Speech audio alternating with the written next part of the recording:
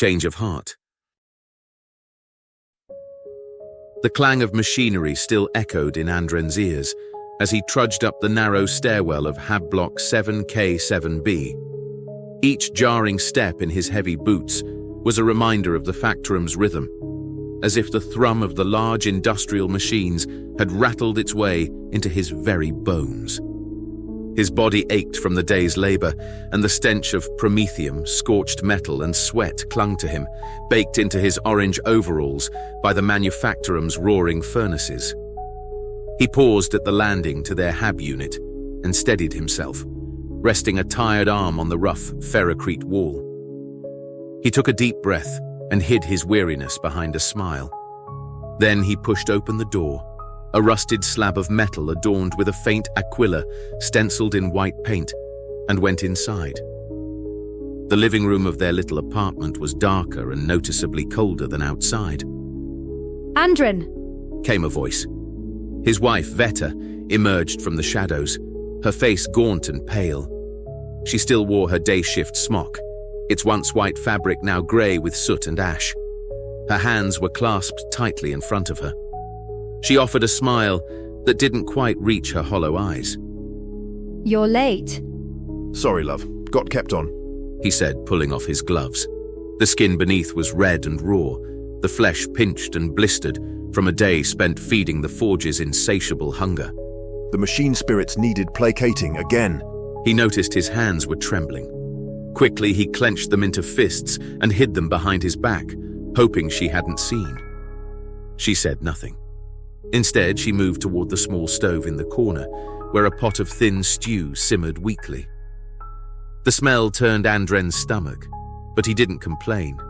Complaints didn't change the ration stipends, and Vetta had done her best. She always did. He would be lost without her. Something shifted in the corner of his vision, a flicker of motion by the Hab unit's shrine. He turned sharply, but nothing was there, and the small shrine remained as it always had. The Emperor stood vigil under his shroud of dust. Its single red candle had long ago burned out and was never replaced, leaving wax to pool around the neglected effigy like dried blood. "You're late," she repeated, her back to him, as the stew hissed and popped on the stove in front of her. "I know. I'm sorry." "You're late. You're late." "Love, are you all right?" he asked, as he took a hesitant step towards her. Suddenly, with her back still facing him, her head turned right around with a brittle crack that echoed over the sound of the bubbling stew. Andren's breath caught in his throat. Then her mouth stretched unnaturally wide, splitting at the corners as her jaw gaped open. "You're late! You're late! You're late!" Her eyes glinted with an unnatural blue light, as something, ancient and malicious, flickered behind her gaze. She took a backward step towards him, her limbs bending at odd angles, as though her bones no longer obeyed the laws of nature. Abruptly, her arms snaked out to wrap around his chest and throat, crushing him in a murderous embrace. "All your fault! All your fault! It's all your fault!" Andren bolted upright in bed, gasping for breath as if he had surfaced from deep water. Sweat ran cold down his back, and his heart pounded in his chest, though he couldn't remember why. The memory of the nightmare had already slipped away from him, but he knew it had been about her. Vetta slept beside him, her breathing deep and steady. In the light of the neon glow from outside the window, her face looked beautiful, perfect, like one of the fancy marble statues that lined the great promenade. Andren stared at her, his chest tightening. The sense of dread lingered over him, formless yet insistent, like an itch beneath his skin he couldn't quite scratch. He shifted onto his side. The bed creaked, but Vetta didn't stir. Andren's gaze drifted to her hair, dark against the threadbare pillow. It smelled faintly of something sweet, something floral, something expensive. His brow furrowed. The district temple burned incense like that on Sanguinalia sometimes. but it was far beyond anything they could afford. Maybe she borrowed it, he told himself. Maybe one of the other girls at the manufactorum gave her some. But his wistful explanation felt hollow, causing the tendrils of doubt to curl tighter around his aching heart. Outside, the distant clanking of machinery echoed endlessly across the city. But the industrial lullaby did little to soothe the tension building within Andrin. He knew he wouldn't be getting back to sleep anytime soon, so he swung his legs over the side, his bare feet meeting the cold floor, and slipped out of bed. Leaving Vetta where she lay, he moved through their home that consisted of 2 cramped rooms and a wash area barely larger than a cupboard.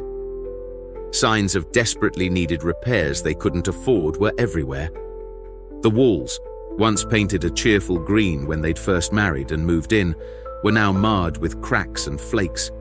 The paint peeled in long, curling strips, revealing the corroded metal walls beneath. Andrin paced the living room, his thoughts churning. He remembered their early days together, when they were newly wed and the Hab unit was new. They'd laughed as they painted these walls, their jokes about the cheap, uneven color. But it didn't matter to them. It had been enough back then. They had been enough. He had been enough. Now something was wrong. He felt it, like a spider crawling up his back. Vetta had been different, distant, like her mind was always somewhere else. She'd spent more time away from home. Working late, she'd said. But there had been many missing hours that were unaccounted for. In frustration, he lashed out and swiped at one of the strips of peeling paint. It broke off under his callous blow, disintegrating as it spiraled through the air into a pile of flakes scattered across the floor. He needed to know. Silently, he crept back into the bedroom. Vetta was still soundly asleep, her serene expression taunting his tortured emotions. He went to the brown trunk on her side of the bed. His hand hovered over the latch, guilt warring with suspicion and his fear of what he might find. With a gentle press, the latch clicked open. Inside, neatly folded clothes rested atop a few personal items. A worn comb, a small tin of salve, a pair of gloves. He started to rummage through Vetta's things, digging deeper and deeper. He didn't know what he was looking for, just something that shouldn't be there. And then, hidden inside a shoe and wrapped in a piece of white cloth, he found it. A golden pendant Andrin had never seen before. The sight of it stopped him cold. His rough fingers lifted the delicate piece of fine jewelry from its hiding place, and he held it up. The pendant gleamed faintly in the light, its intricate design unfamiliar, strange, but beautiful. For a fleeting moment, Andrin felt watched. The hairs on the back of his neck stood on end and he glanced around.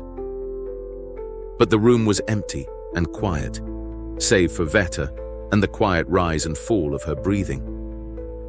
Andrin swallowed hard and placed the pendant back exactly as he had found it, his heart hammering in his chest.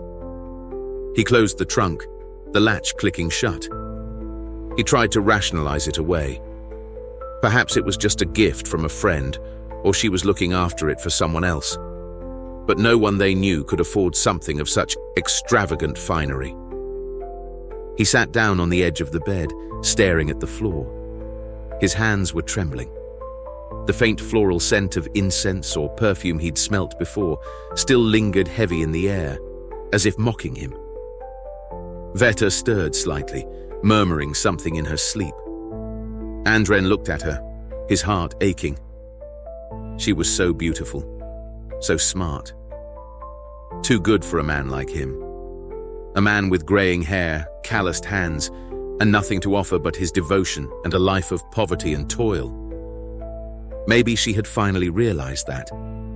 Maybe she had found someone else. Someone that could give her the kind of life she deserved. The thought was a knife twisting in his gut. He exhaled shakily, his fists clenched. Outside, the sound of clanking machinery continued its unrelenting rhythm, like the ticking of a clock winding down. And in the living room, the paint continued to crack and flake away. As the sun rose the next day, Vetta went into the living room to find Andrin sat hunched on a chair, a half-empty bottle of rock gut cradled in his hands. You're up early, Andrin? She said. I couldn't sleep. He sighed and looked away. It was then that she noticed all the emptied bottles that crowded around his feet. You've been up all night, she said, her tone gently reproachful. He didn't answer. Instead, he took another sip from the bottle. She came closer, standing a few feet away. He could feel her eyes on him, studying him. A little early to be drinking, don't you think? And don't you have the morning shift? He looked up at her, his bloodshot eyes meeting hers. Vetta was still beautiful, even first thing. Her dark hair falling loose around her shoulders and framing her youthful features. But there was something about her that felt different. The same face, the same voice, but different. She'd changed. Perhaps it was something about the way she carried herself, or the way she spoke. He couldn't quite put his finger on it. Yeah, I'm on rotation 1. Sorry, I shouldn't have been drinking. That was stupid. Andrin said, setting the bottle down with a dull clink. Vetta stepped closer and placed a hand on his shoulder. Her touch was warm, comforting, and it twisted the knife in his gut even deeper. He wanted to pull her close, to let her warmth drive away the cold emptiness that had been eaten out inside of him. But he couldn't bring himself to. Andrin, she began softly, crouching so that she was level with him. I'm sorry too. I know I've been busy lately. Distant. Andrin felt a lump in his throat at her words. Reflexively, he reached for his drink again before he stopped himself and pulled back. But I think this is what's best for us, she continued. I promise. You have to believe me. Better for you mean? He snapped. Vetta sighed. I know you don't want to hear this, and change can be frightening. She said, her hand still on his shoulder. But things do need to change. It will be better. You'll see. Andrin looked at her then, searching her face for some kind of answer. She smiled, and it was the same smile that had once lit up the darkness of his life. The same smile that had made him feel like he could endure anything as long as she was beside him. But now it only brought pain, and reminded him of what they had lost. I don't want to change. I liked how things were between us, he voiced cautiously. She straightened and took a step back. It'll be a new beginning, she said, her voice carrying a quiet conviction. for both of us. Andrin's vision swam, either because of the strong alcohol or the overwhelming flood of emotions that surged through him. He couldn't tell. I don't understand what happened to us. He lamented, and an unsettling silence settled between them, heavy and oppressive. Vetta's shoulders sagged, and she looked away. You'll understand. She said quietly, more to herself than to him. Soon enough. But I don't understand, Andrin thought as he rose on unsteady legs. He staggered over to the door and put on his worn old work boots. I'm off to my shift. He grumbled and stomped out the door without as much as a backward glance. But he lied. He had no intention of going to his shift at the manufactorum. The air outside the hab block was thick with the stench of industry, a choking blend of fumes that burned the nostrils and hurt the lungs to breathe too deep. The sky above was a jaundiced haze, choked by the perpetual smoke and smog that belched from the great flumes and chimneys of the city's sprawling manufactorums. Andrin descended the stairs down and out of their hab block, but instead of heading off towards where he worked, he ducked into an alleyway and loitered in the shadow of a stack of rusted pipes and other refuse. His heart hammered in his chest, as he cast nervous, furtive glances at the entrance to their hab block. He hated himself for what he was about to do, but the gnawing suspicion wouldn't let him rest. One way or another, he had to know what was going on. He needed the truth. After about 20 minutes or so, Vetta finally emerged, dressed in her white day-shift smock. She moved quickly and with purpose. His suspicions were partially confirmed when she stepped into the crowded thoroughfare and went in the opposite direction to the manufactorum where they worked. Before she disappeared completely in the flow of foot traffic, Andren emerged from his hiding place and hurried after her, following at a discreet distance. He tried to blend in amongst the throng of people, workers, street scum, and the occasional enforcer patrol. They scanned the passerbys with glowing red optics and brandished their shock mauls menacingly, as not-so-gentle reminders to not start trouble and to keep it moving. The streets were very crowded, as they typically were during shift changes, with throngs of people going to or returning from their labors. Their mass migration scored to the melody of the city's many factorums, such as the relentless pounding of heavy machinery, the hiss of steam vents, and the occasional blare of a servitor's announcements. Above them, towering stacks of hab units leaned precariously over the narrow walkways. They all shuffled along, their exteriors streaked with grime and the acid pockmarks of polluted rain. Without warning, perhaps feeling Andren's eyes on her, Vetta glanced backward. Andren ducked behind a parchment-carrying servitor that droned a garbled hymn to the Omnissiah, its mechanical voice glitching as it stuttered and skipped every third word. Apparently, she didn't see him as she carried on her way, oblivious to her earnest stalker that continued to follow on behind. She led him from the residential district and through a market. Vendors hawked their various wares and salvaged goods, as devotees of the imperial cult preached to the masses. "Scrap metal, 101 uses, going cheap," shouted one. "Fresh starch cakes. Get your starch cakes here," yelled another. "Blessings of the Emperor for a single throne," cried a shaven-headed imperial priest as he whipped at the exposed flesh of his back with a length of wire.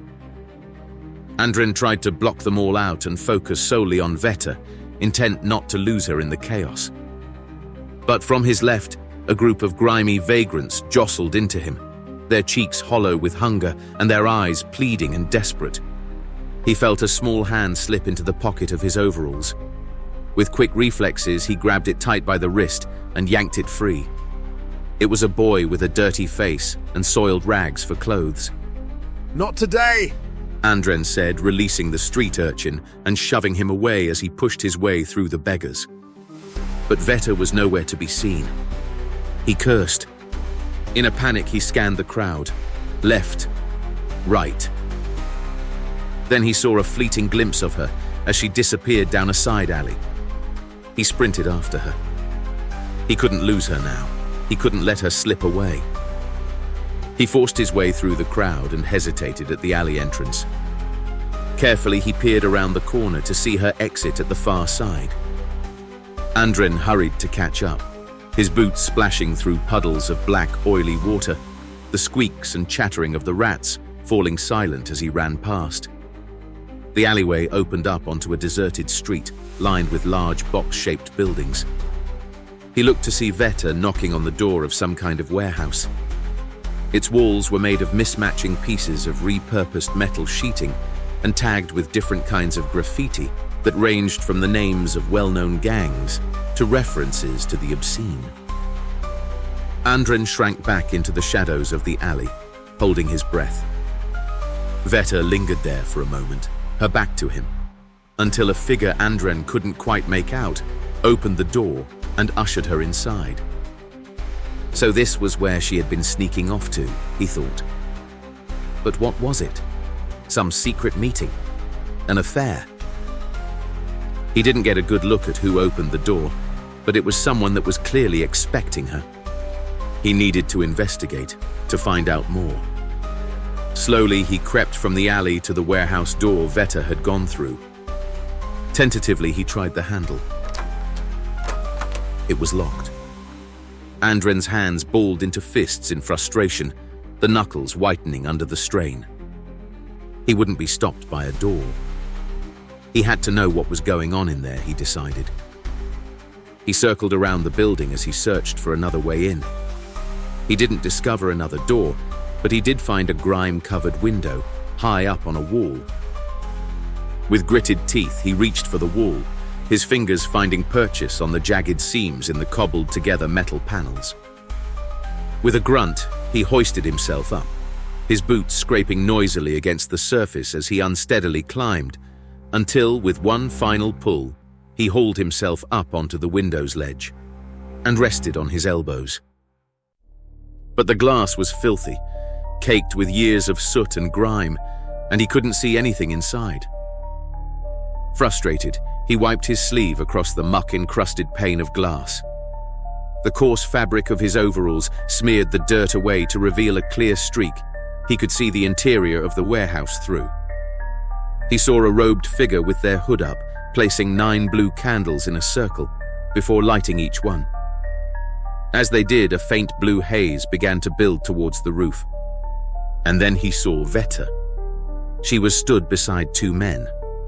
They were tall and wore similar robes, but with their hoods down he could see their faces.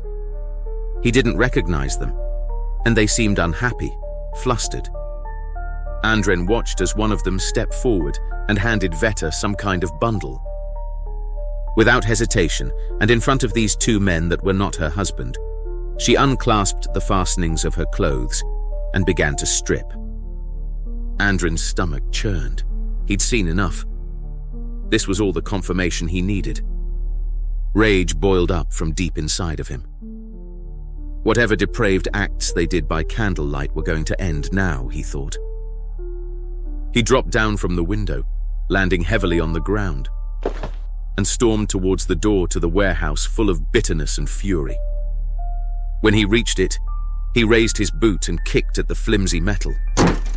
The door rattled but held firm. He kicked again, harder this time, and then began pounding on it with his fists until they came away bloody. He slammed his shoulder against it, and the lock finally gave way with a screech of protest. The door swung inward, and he heard the sound of incoherent chanting spilling out from deeper inside. Andren rushed in, his chest heaving, his vision blurred. The warehouse interior was empty, save for 4 robed and hooded figures stood talking in tongues inside the circle of candles. A strange sapphire glow that seemed to be coming from everywhere with no discernible source lit the space that was saturated with the thick, sickly scent of melting wax and a floral incense that was all too familiar. Andren's voice cracked as he roared, What in the throne's name is all this?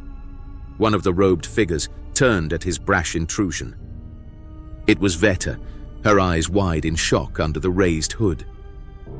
Andren recognized her instantly, but she didn't answer him. She just continued to spout the gibberish chant like the others. Vetta! He called as he took a shaky step forward, his shadow dancing erratically on the wall by the candle's light. What are you doing here? Again, she didn't respond. She tightly shut her eyes, tears streaming down her face as her lips moved in time with the other cultists. Stop it! Look at me!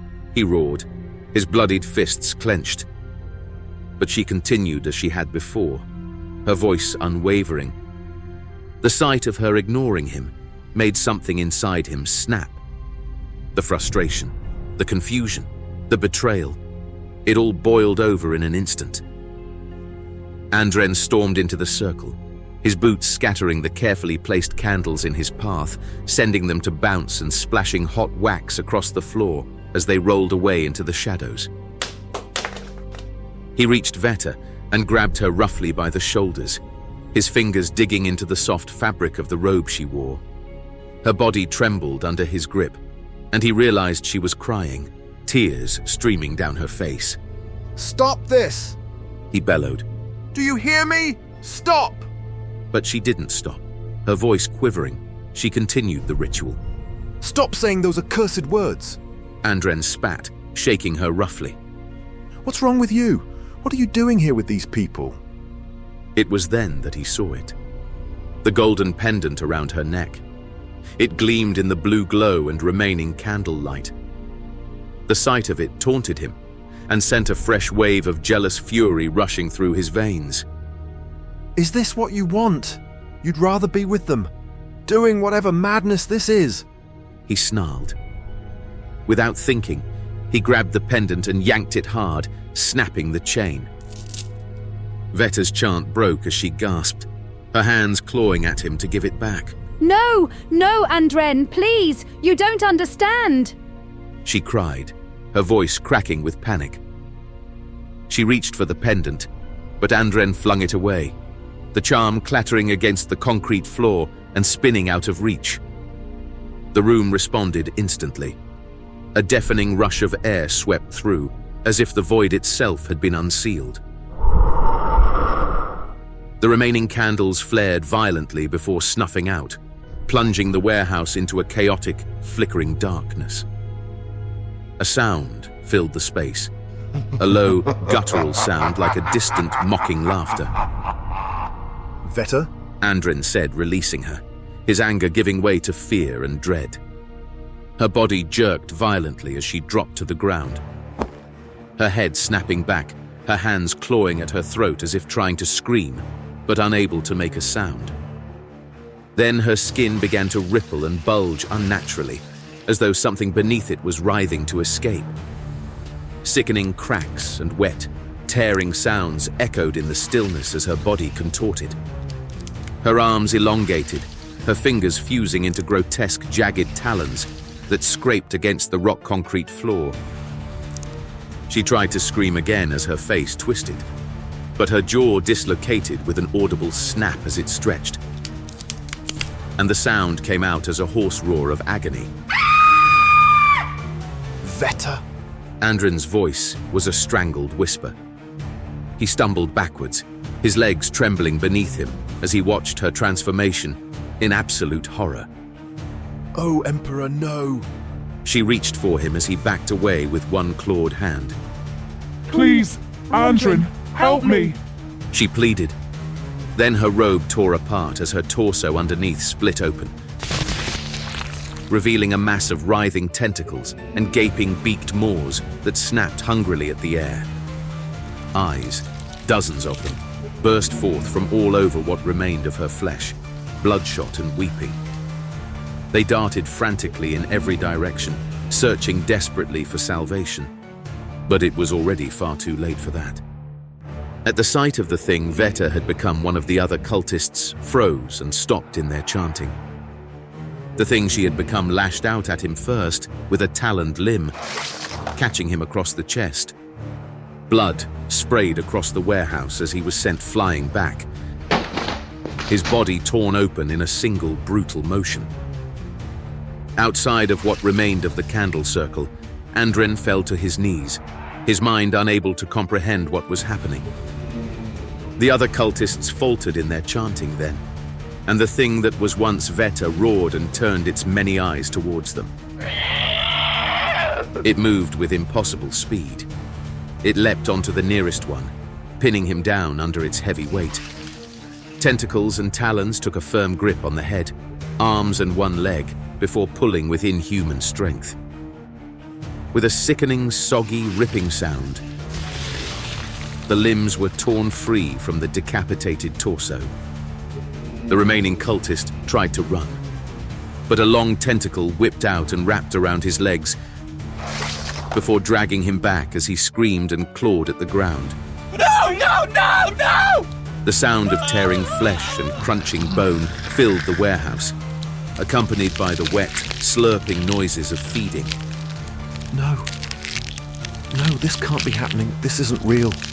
Andren mumbled, his voice barely audible over the sounds of gurgled half-screams and chewing. He could only watch, paralyzed by grief and horror, as the creature slowly turned towards him, its blood-soaked form quivering with raw, chaotic energy. As its many eyes locked with his own, he saw nothing of the woman he had loved. only madness, rage, and hunger. In his final moments, as the thing that was once his wife lunged at him, Andren remembered the nightmare he'd had. He blinked back tears as he managed 4 final words. It's all my fault.